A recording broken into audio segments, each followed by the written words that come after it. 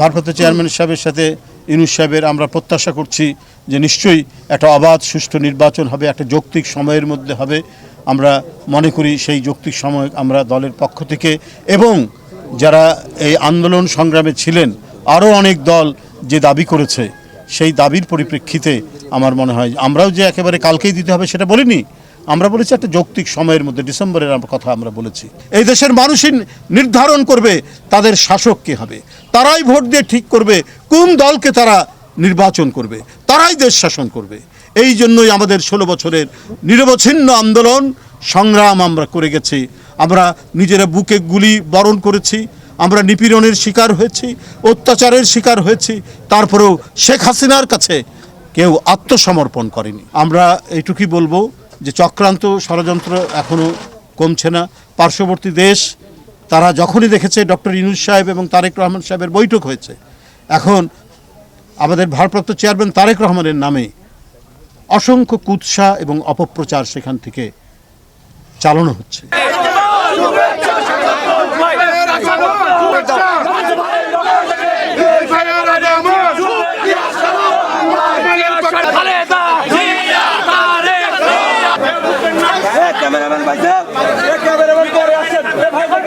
যে দলের জন্য এত অবদান রেখেছেন, আপনার যখন স্বাস্থ্য ভালো ছিল, আপনি যখন এই খবর পেয়েই তিনি দ্রুত গতিতে আপনার কাছে পাঠিয়েছেন আপনার চিকিৎসার জন্য। কিছু জেলার নেতৃবৃন্দ হাবিব ভাই, মাসুদ এখানে আছে, বলে যাব তারা যেন সার্বক্ষণিক আপনার যোগাযোগ করেছে, অথচ কি এক কারণে তার চাকরি হওয়ার কথা ছিল সেটা হয়নি, কেন হয়নি সেটাও আমরা খোঁজ দিব। আপনি উনি একটু শুভেচ্ছা দিয়েছেন, এটা যে কোনো প্রয়োজন হলে ওদেরকে জানাবেন, ওরা প্রয়োজনে আমাদেরকে জানাবে বা ওদের দিক থেকেও আপনাদের সহযোগিতা জানাবে। কেমন মুরব্বী হ্যাঁ, কোথায় শহরে চিকিৎসা করছেন? আমাদের নিশ্চয়ই ঈদের আগের দিন নিশ্চয়ই এগুলো জানে, জেলার নেতৃবৃন্দ জানে, থানার নেতৃবৃন্দ জানে। তারপরেও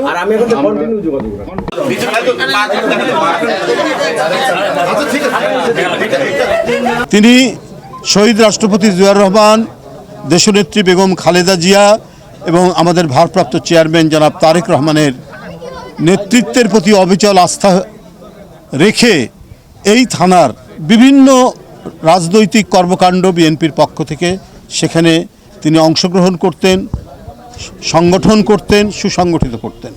এ খবর অনেক আগেই আমাদের ভারপ্রাপ্ত চেয়ারম্যান জনাব তারেক রহমান পেয়েছেন।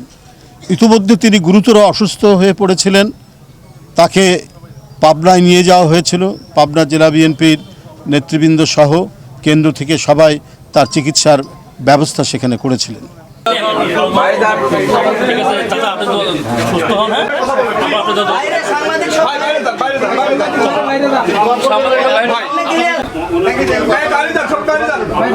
তারেক রহমান যদি বাংলাদেশের প্রধানমন্ত্রী হয়ে আসে এবং খালেদা জিয়াকে যে কেস থেকে মুক্ত করে আর তারেক জিয়া রহমানকে যেন বাংলাদেশের প্রধানমন্ত্রী হয়ে আসে, সেই দিন হবে আমার শান্তি।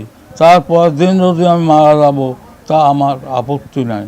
আমি দেখতে চাই শুধু তারেক রহমানকে বাংলার রাজপ্রাসাদে উনি রাজা হয়ে আসেন এবং উনি প্রধানমন্ত্রী হয়ে আসেন।